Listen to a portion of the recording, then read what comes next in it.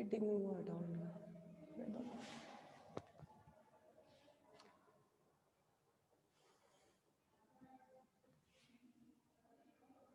आ जाओ।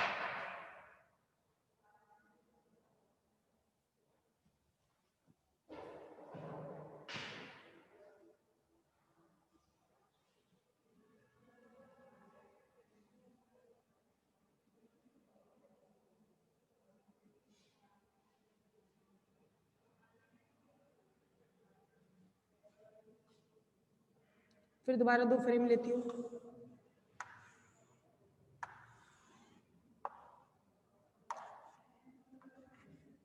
यह S frame है,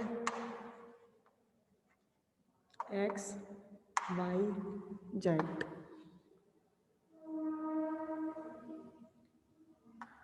ओरिजिन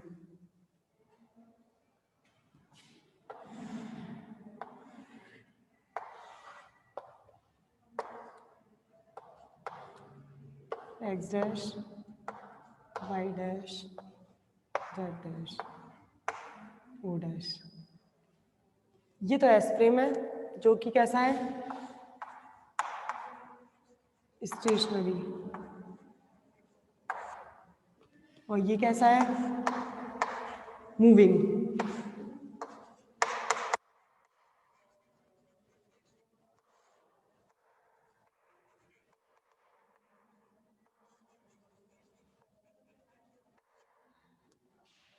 ये स्टेशनरी फ्रेम है और ये मूविंग फ्रेम है। अब इंसिडेंट हो रहा है इस पॉइंट पर, इंसिडेंट हुआ मतलब टक्कर हुई, कोलिजन हुआ। ये फ्रेम मूविंग था, ये फ्रेम स्टेशनरी था। ये जब आपकी कोलिजन हो रहा है, इसके रेस्पेक्ट में तो ये जो हो रही है वो ओरिजिनल लेंथ है, क्योंकि जिस वेलोसिटी से ये मूव कर रहा है उसी वेलोसिटी से वो दोनों कारें आके मूव करती हुई टक्कर हुई थी, तो उसने ये वाला फ्रेम जो था वो भी उसी वेलोसिटी से मूव कर रहा था। तो इस फ्रेम के रेस्पेक्ट में तो जो इसकी टाइम मिलेगा वो तो ओरिजिनल मिलेगा, और इसके रेस्पेक्ट में क्योंकि ये आदमी दूर खड़ा होकर देख रहा है, ये जितनी वेलोसिटी ये मूव कर रहा है उतनी वेलोसिटी से ही मूव करती हुई कारों ने टक्कर कर दी, तो ये तो ओरिजिनल टाइम नोट करेगा और ये इमेजिनरी टाइम नोट करेगा। ये इस पॉइंट पर आके आपकी दोनों की इंसिडेंट हो जाता है, मतलब टक्कर हो जाती है। टक्कर होने की वजह से ये ओरिजिनल टाइम नोट करता है। ओरिजिनल टाइम नोट करेगा तो टी नॉट, वहां पर ओरिजिनल लेंथ ली थी हमने एल नॉट ली थी, यहाँ पर ओरिजिनल टाइम ले रही हूँ टी नॉट। देखो अब जरा टी नॉट क्या होगा, final time minus initial time.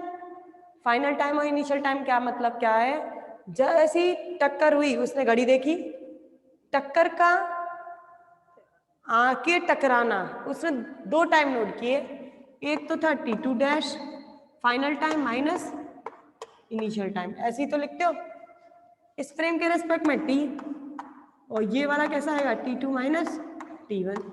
ये आपका महसूस किया गया टाइम है जो स्टेशनरी फ्रेम से महसूस किया है, ये वाला आपका ओरिजिनल टाइम है। अब आ जाओ डेरिवेशन स्टार्ट करते हैं। पहला था आपका original time,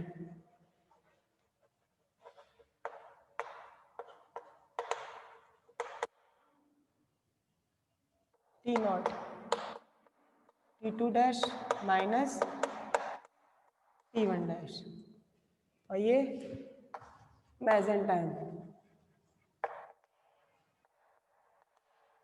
T equal to T2 minus T1। हमें ये पता है इस बार ये ज्यादा होने वाला है, ये कम होने वाला है। अब इसमें टाइम में रिलेशन है तो लॉरेंस, अब वही मूविंग फ्रेम के लिए तो लॉरेंस के ट्रांसफॉर्मेशन इक्वेशन काम करेंगे, लेकिन अब एक्स वाले नहीं करेंगे, अब कौन से काम करेंगे, टाइम वाले। चलो टाइम वाले लॉरेंस ट्रांसफॉर्मेशन इक्वेशन लगाती हूँ। लॉरेंस ट्रांसफॉर्मेशन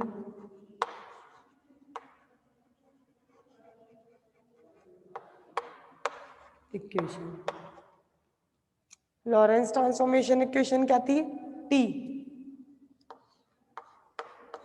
या तो टी डैश वाली निकाल लो या टी वाली निकाल लो, या तो इनवर्स लॉरेंस की लिख दो, क्योंकि एक में वैल्यू रखनी है दूसरी निकालनी है, आप या तो डैश में रख लो या इनवर्स वाली करवाई थी बिना डैश वाली लिख दो। t बराबर कितना था, पीछे वैल्यू देखो जो कल वाले स्क्रीनशॉट है उसमें लिख रखा है मैंने। मैं एस प्राइम को एस डैश में लगा रही हूँ, तो मतलब ये वाला है जो इनवर्स लॉरेंस है। लॉरेंस मत लिखना, इसे लिखना inverse Lorentz transformation equation.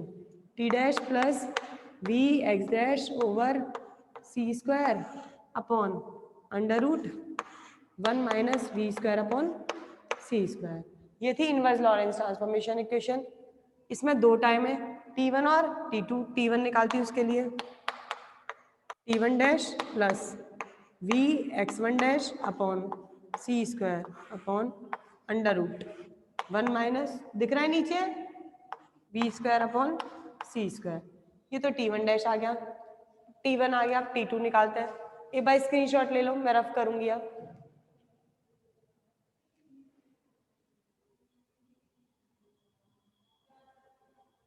Screenshot ले लीजिए।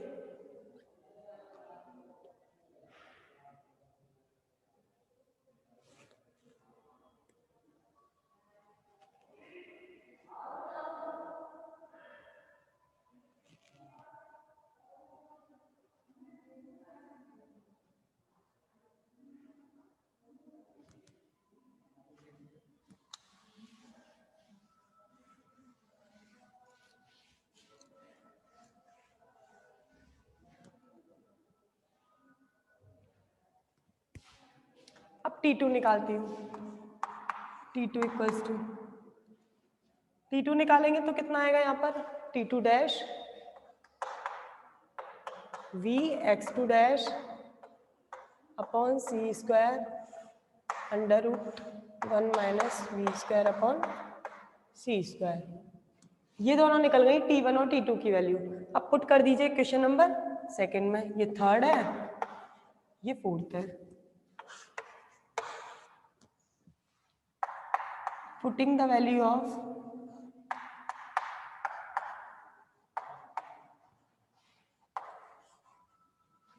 Equation third and fourth in equation second में रख रही हूँ। T बराबर T2 माइनस T1, T2 क्या है, T2 dash plus we x2 dash. अच्छा एक बात और, मैंने यहाँ पर x1 डैश और x2 डैश लिए हैं। एक पोजीशन है x1 डैश और x2 डैश, तो पोजीशन टक्कर होने की, टकराने की, भले आप एस फ्रेम से देख लो भले एस डैश फ्रेम से देख लो, पोजीशन तो सेम ही है। ऐसा थोड़ी ना है एस जो मूविंग फ्रेम है, जो एस डैश फ्रेम है उसके लिए तो दूसरी जगह टकराया, और जो वहां खड़ा है पर्सन उसके लिए दूसरी जगह टकराया। नहीं, पोजीशन क्या है, सेम है। टाइम अलग अलग नोट जरूर करते हैं, लेकिन जो एक्सीडेंट हो रहा है वो प्लेस सेम है। तो मतलब जो एक्स पोजीशन है वो क्या है, दोनों फ्रेमों के लिए सेम है। अगर सेम है तो यहाँ x1 डैश नहीं आएगा, क्योंकि आपकी पोजीशन में कोई चेंज नहीं हुआ है, टाइम में चेंज हुआ है तो केवल टाइम चेंज होगा। सेम इसमें पोजीशन में चेंज नहीं हुआ है तो x2 डैश नहीं आएगा, केवल टाइम चेंज हुआ है तो टाइम में चेंज आएगा। अब वैल्यू रख दीजिए इन दोनों के अंदर, x dash upon c square under root 1 minus v square over c square minus T1 dash वाली रखिए, T1 dash plus v x dash over c square under root 1 minus v square upon c square.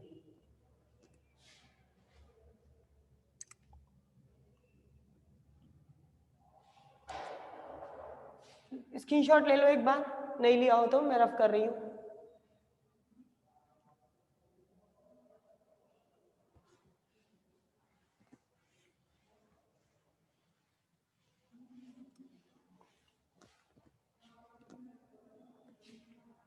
T equal to LCM ले लेते हैं, under root v square upon c square, T2 dash v x dash over c square minus T1 dash minus v x dash over c square. इससे ये cancel, T equal to T2 dash minus T1 dash under root 1 minus v square over c square t equal to T2 dash minus T1 dash किसके बराबर था? T nought original time under root 1 minus v square over c square therefore T nought equals to T under root 1 minus v square upon c square. वहां पर just opposite निकला था, वहां निकला था L बराबर L nought under root 1 minus v square over c square. तो L तो आपका कम था, L नॉट ज्यादा था। यहाँ पर T नॉट कम है और T ज्यादा है। Therefore T not is less than T। ये रिलेशन बताता है कि जो ओरिजिनल टाइम होता है वो इमेजिनरी टाइम से कम होता है टाइम डायलेशन के अंदर। उधर उल्टा था, कॉन्ट्रैक्शन लेंथ कम होती है ओरिजिनल लेंथ से। स्क्रीनशॉट लीजिए इसका।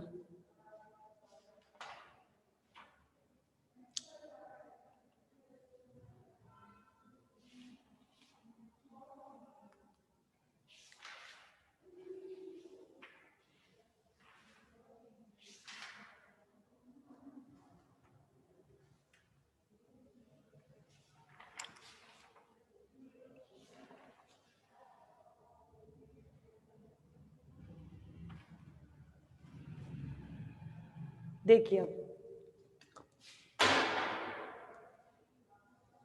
यूनिट सेकंड के अंदर कौन कौन से टॉपिक पढ़े हम अपन लोग ने? पहले पढ़े आइंस्टीन के पोस्टुलेट फर्स्ट और सेकंड, फिर पढ़े लॉरेंस ट्रांसफॉर्मेशन। उसके अंदर हमने पहले उसका पोजीशन निकाली x dash y dash z dash t dash, फिर निकाले हमने वेलोसिटी ट्रांसफॉर्मेशन लॉरेंस के अंदर ही, फिर निकाला एस्केलेशन ट्रांसफॉर्मेशन लॉरेंस के अंदर ही, फिर बात करी हमने लेंथ कॉन्ट्रैक्शन की, फिर बात करी है टाइम डायलेशन की। अभी तक मैंने केवल 4 टॉपिक कराए इस यूनिट के। समझ में आया? यूनिट थर्ड ही चल रही है और यूनिट थर्ड के अंदर आपने 4 टॉपिक पढ़े और जो भी पढ़ा है अभी तक वो सब आपने मैकेनिक्स के अंदर फर्स्ट ईयर में पढ़ के आए हो, चैप्टर सेकंड में यूनिट फर्स्ट के। Same as it is ditto आपको उधर मिला था, वही आपने अभी तक यहाँ तक कंप्लीट किया है। अब इसके बाद आएगा रिलेटिविस्टिक मास।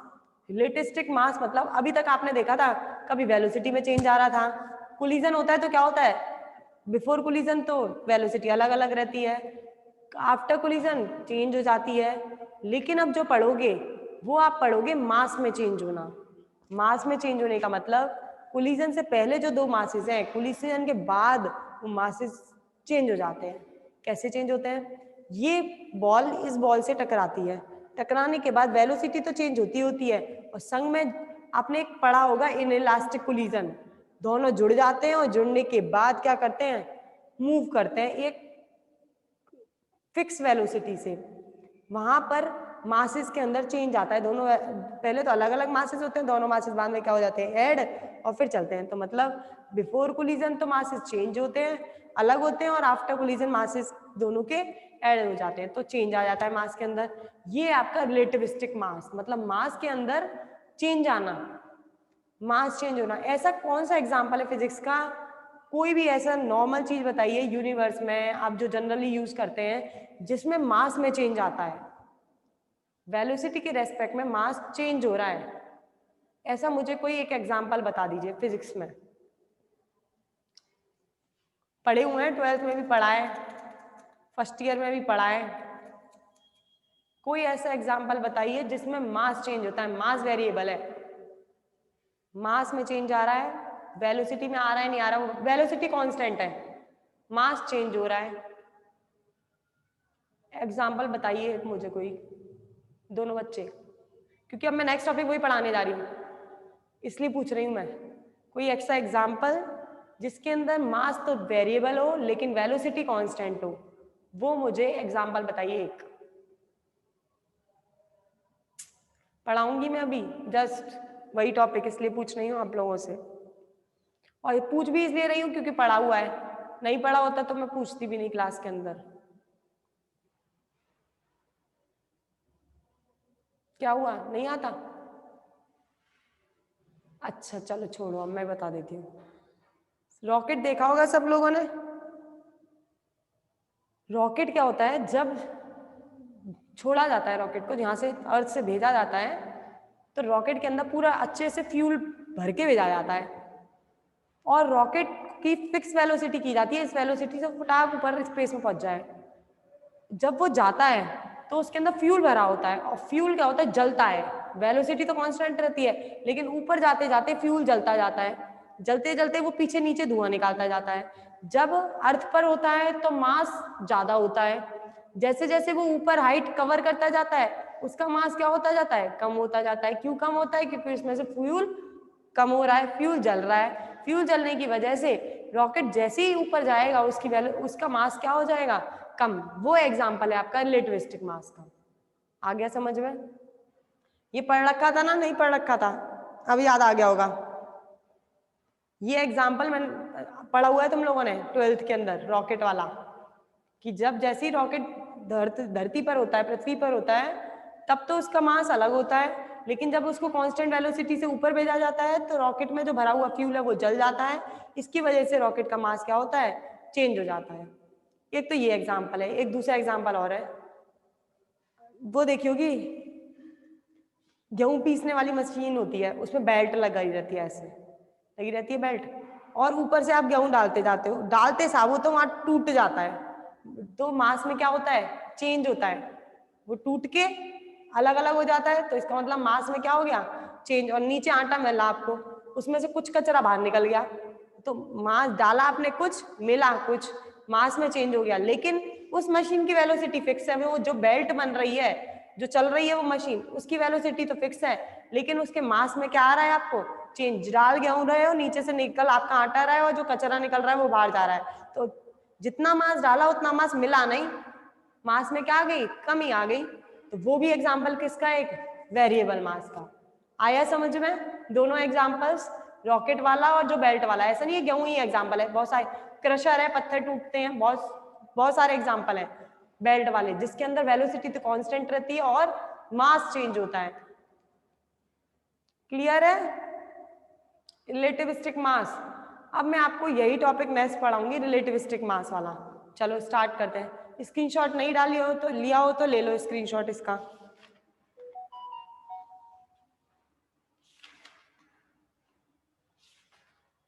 नया टॉपिक स्टार्ट कर दूं क्या इससे?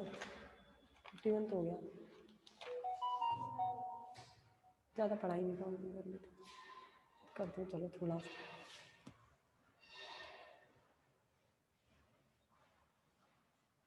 बीच में छूटेगा फिर क्लास।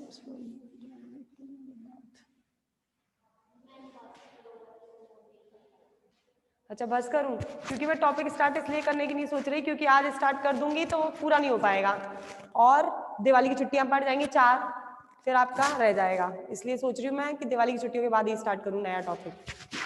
ठीक है? कुछ अगर पूछना हो तो फिर पूछ सकते हो। कल से छुट्टियां हैं दिवाली की, है ना? सर अच्छा हाँ, 16 तक है, 17 को क्लास लगेगी। अब 16 तक छुट्टियां हैं और 17 को क्लास लगेगी। 4 दिन की छुट्टियां, 13, 14, 15, 16, 17 से वही जो क्लास का टाइमिंग है वही टाइमिंग रहेगा, सब कुछ शेड्यूल वही है। और कल से छुट्टियां स्टार्ट है। कुछ आपको पूछना हो तो पूछ लो मेरे से, और नहीं पूछना तो क्लास बंद करते हैं। कोई क्यूरी है दोनों बच्चों की?